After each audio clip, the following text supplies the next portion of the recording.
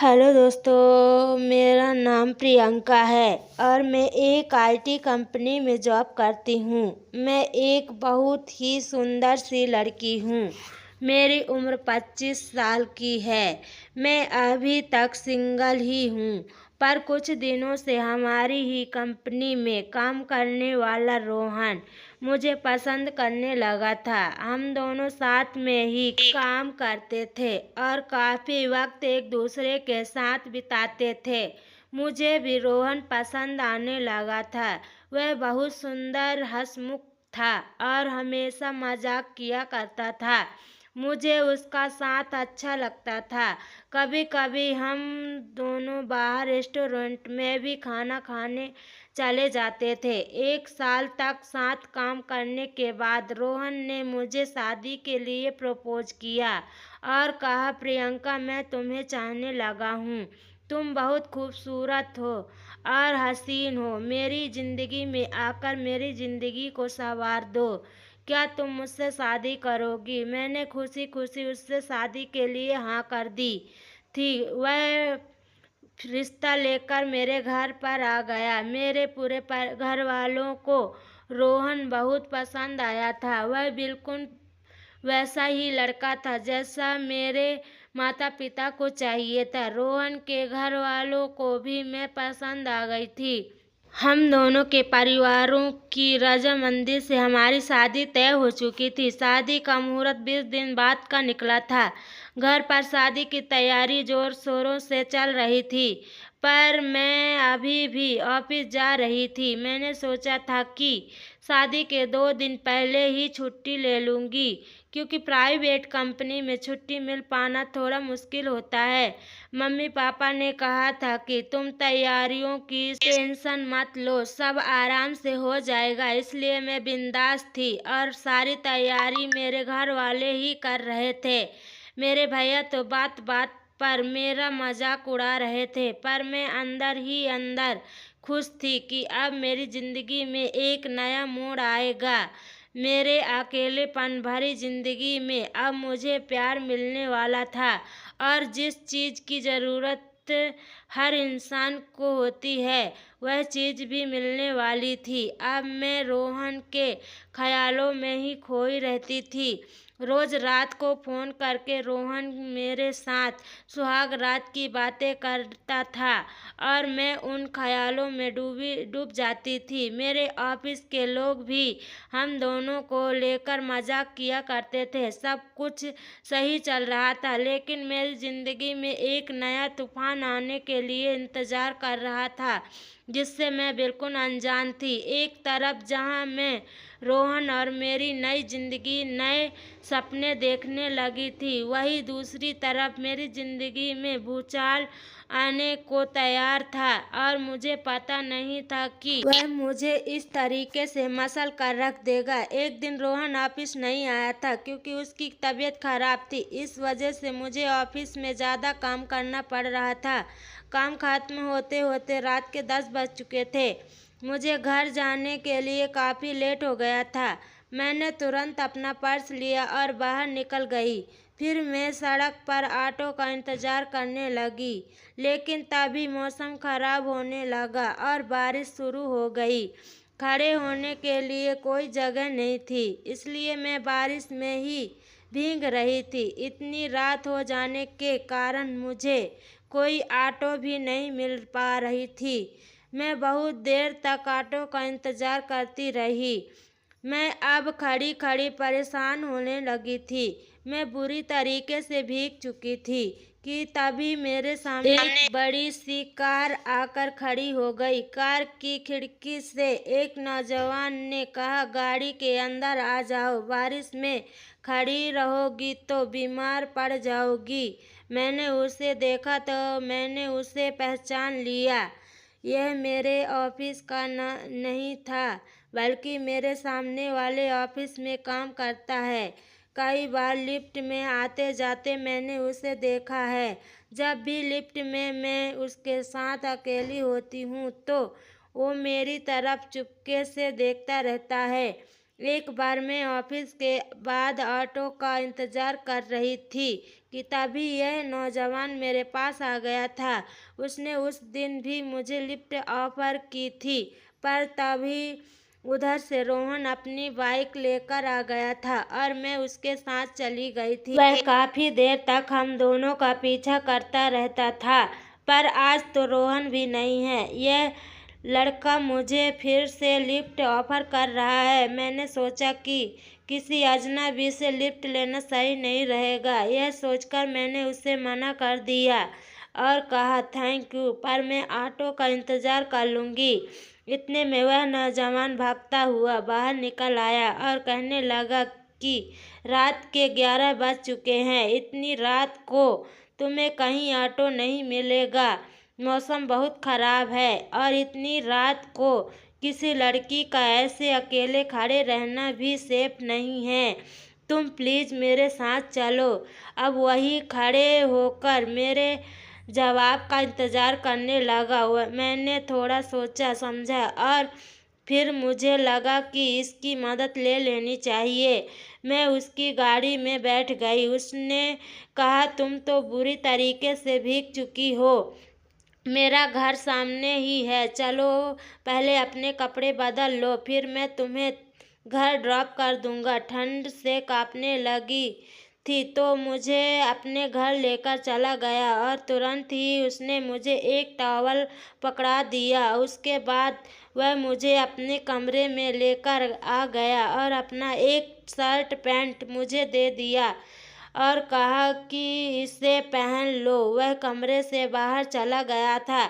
मैं अपने जिस्म को पोंछ ही रही थी कि तभी मुझे सामने पड़ा हेयर ड्रायर नज़र आ गया। मैंने सोचा पहले अपने गीले बाल सुखा लेती हूँ, क्योंकि अगर मेरा सिर गीला रहता तो मुझे सिर दर्द होने लगता है। मैंने धीरे धीरे अपने बालों का सुखाना शुरू किया और बाल सूखते सूखते थोड़ा ज़्यादा टाइम लग गया। फिर मैं अपने सारे गीले कपड़े उतार कर अपने शरीर को पोंछने लगी।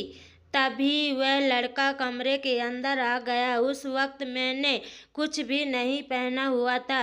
मैं सर से लेकर पाँव तक नंगी थी और उसने मुझे इस हाल में देख लिया था।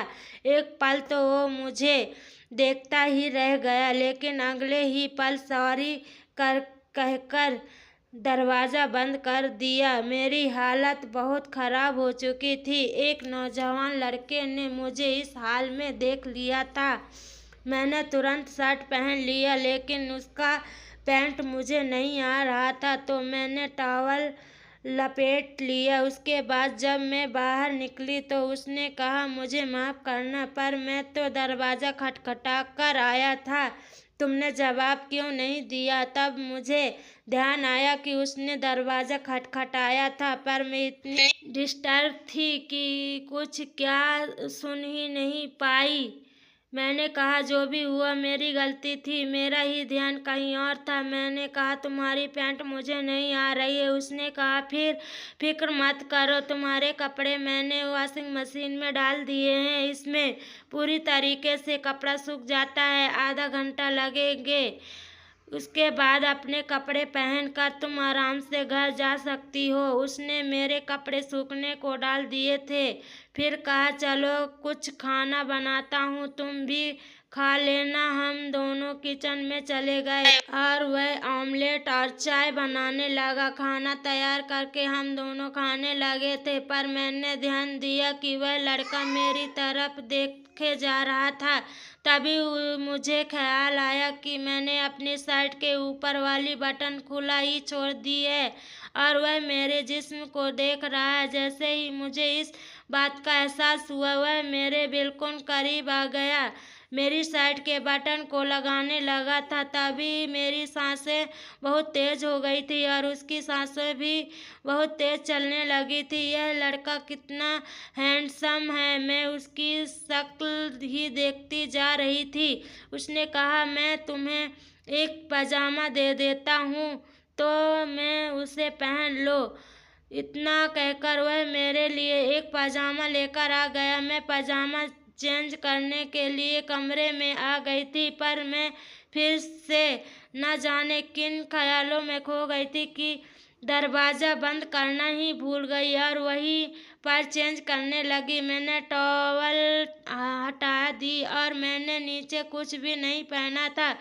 वह वहीं पर खड़ा होकर मुझे देख रहा था। मेरे पजामा पहनने से पहले ही वह मेरे पास आ गया और मुझे अपनी बाहों में भरकर मेरे होठों को चूमने लगा। मैं बहकने लगी। उसने मुझे बिस्तर पर लिटा दिया। हम दोनों की ही सांसें तेज चलने लगी थी। वह मुझे बेतहाशा चूमने लगा था और मैं उसके प्यार में ढलती जा रही थी। न जाने कैसा खुमार छाया कि मुझे किसी भी चीज़ का होश नहीं रहा। वो मुझे चूमते हुए मेरे शर्ट के बटन खोलने लगा कि किसी लड़के ने मुझे पहली बार किस किया था। रोहन ने भी मुझे आज तक किस नहीं किया था, बस मेरा हाथ पकड़ता था। रोहन का ख्याल आते ही मुझे याद आ गया कि मेरी शादी होने वाली है। पर अब मैं इस रोमांचक सफ़र के उस मोड़ पर पहुंच चुकी थी कि चाह कर भी अपने आप को रोक ना पाई। उसने धीरे धीरे मेरे शर्ट की सारी बटन खोल दी। मैं उसकी प्यार की गहराई में डूब गई। आधे घंटे तक हम सुध-बुध खोकर मोहब्बत करते रहे, लेकिन तभी अचानक मुझे लगा कि यह मैं क्या कर रही हूँ। यह सोचते ही मेरी आंखों से आंसू निकल आए। मैंने कहा, यह क्या कर रहे हो? मैं तो तुम्हें जानती तक नहीं हूँ। उसने कहा, मैं आकाश हूँ, आकाश सिंघानिया। यह नाम सुनते ही मैं चौंक उठी, क्योंकि मेरे बगल वाले ऑफिस का CIO आकाश सिंघानिया, यानी कि यह एक कॉफी रईस लड़का है। और यह कहीं मुझे जानता तो नहीं, क्योंकि हर वक्त यह मुझे अपनी बिल्डिंग के आसपास मिल जाता है और मेरे साथ रोज लिफ्ट में एक साथ ही चढ़ता उतरता है। लेकिन मैंने कभी उस पर ध्यान नहीं दिया था। मैंने कहा, रुक जाओ, इससे ज़्यादा कुछ नहीं करो। हालांकि मैं खुद को ही रोक नहीं पा रही थी, पर शायद वह मेरी आंखों में आंसू देखकर रुक गया और कमरे से बाहर चला गया। उसने अपनी हद पार नहीं की थी और मेरी इज्जत सही सलामत थी। मैं जल्द से उठी तो देखा मेरे गीले कपड़े सूख चुके हैं। मैंने जल्दी से अपने कपड़े पहन लिए और बाहर आ गई। आकाश मुझसे नजरें नहीं मिला रहा था पर मैं उससे बात करना चाहती थी। मेरी तरफ बिना देखे बोला, चलो प्रियंका, तुम्हें घर ड्रॉप कर देता हूँ। हम दोनों कार में बैठ गए। मैं चाहती थी कि आकाश मुझसे बात करे। जो कुछ भी हमारे बीच में हो चुका है उसके बारे में कुछ तो कहे तो, पर वह तो मुझसे नजरें तक नहीं मिला पा रहा था। मेरे घर के पास आकर वह रुक गया और बोला, चाहो तो छाता ले जा सकती हो।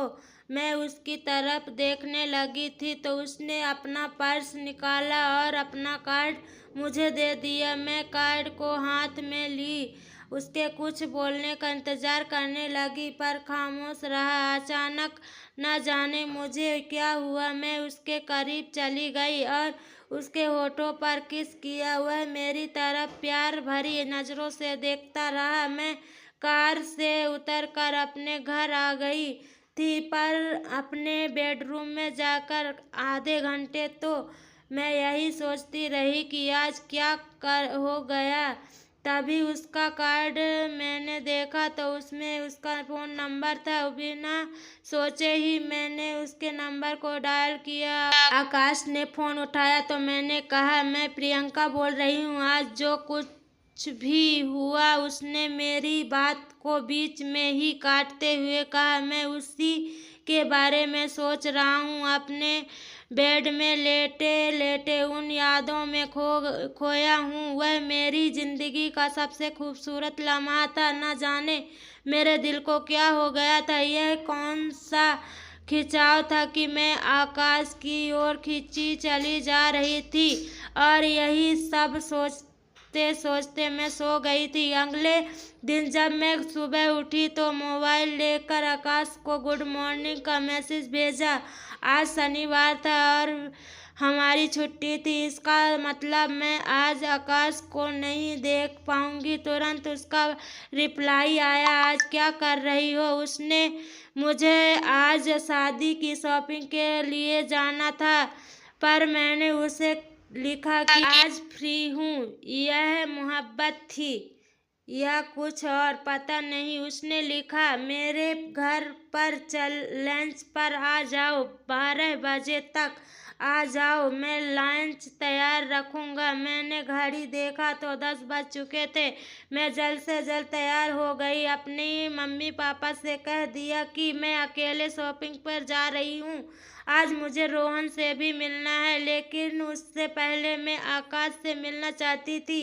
जो कुछ भी हमारे बीच में हुआ था उससे मेरी जिंदगी में भूचाल आ चुका था। मैं खींचती हुई उसके घर 12 बजे तक पहुंच गई। मुझे देखकर मुस्कुराया और घर के अंदर बुला लिया और बोला, खाना तैयार है, पहले खा लेते हैं फिर बातें करेंगे। खाना खाने के बाद मैंने कहा, देखो आकाश, कल जो कुछ भी हुआ वो ना जाने कैसे हो गया। मेरी शादी तय हो चुकी है और 19 दिन के बाद मेरी शादी है। मेरी बात सुनकर उसके चेहरे पर गुस्सा साफ नजर आने लगा था, जैसे ही वह मुझे खोना नहीं चाहता है।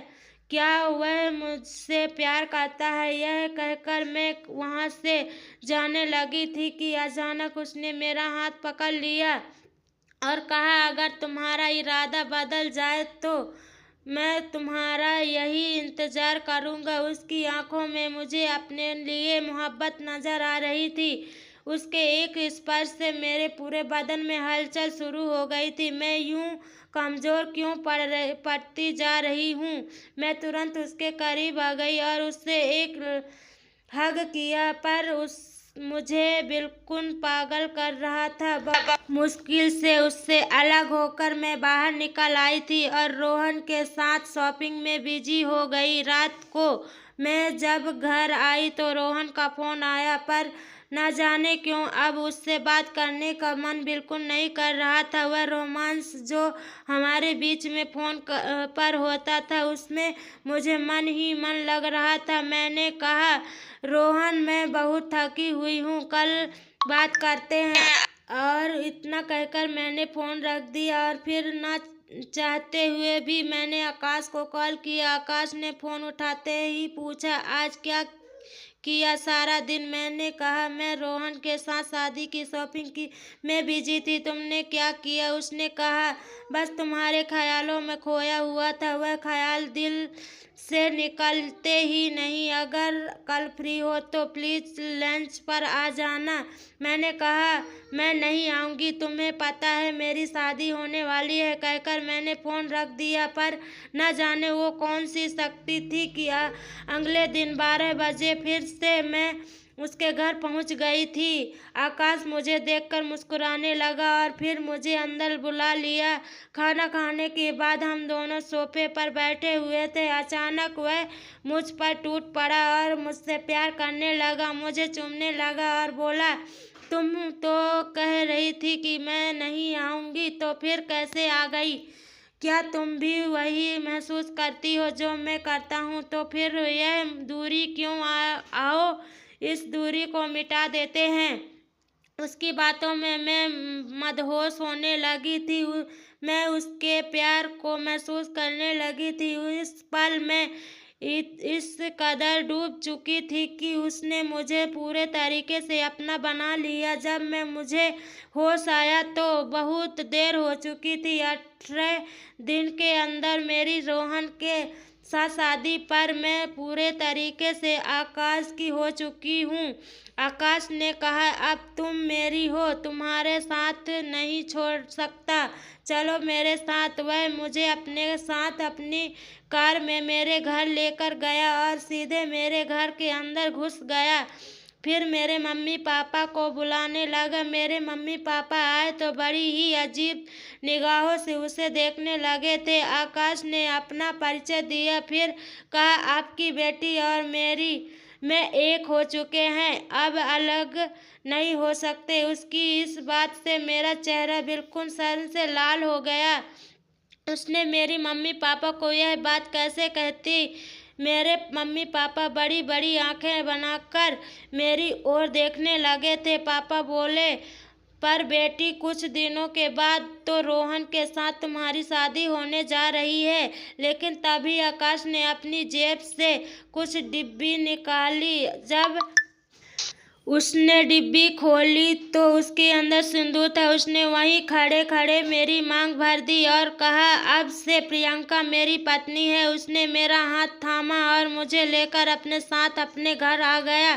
फिर क्या बताऊं, उस भूलचाल के साथ मैं बह गई। रोहन का दिल टूट चुका था क्योंकि हमारी शादी टूट गई थी। मेरी मम्मी पापा तो मानो विश्वास ही नहीं हो रहा था कि यह क्या हुआ, और न ही मैं कुछ समझ पाई थी कि किस कदर मैं एक अनजान लड़के के इतने करीब आ गई थी कि अपनी खुद की शादी को तोड़कर उसके साथ घर बसा लिया था। पर शायद यही मोहब्बत है। कई बार मोहब्बत में हम अपना होश वास गवा बैठते हैं, और यही हुआ था मेरे साथ। तो दोस्तों, आपको यह कहानी कैसी लगी हमें कमेंट करके ज़रूर बताएं, और प्लीज़ कहानी को ज़्यादा से ज़्यादा शेयर, वीडियो को लाइक और रूपा वॉइस चैनल को सब्सक्राइब करें और नोटिफिकेशन बेल आइकन को ज़रूर दबाएं ताकि आने वाली अगली अपडेट सबसे पहले आपको मिले। धन्यवाद।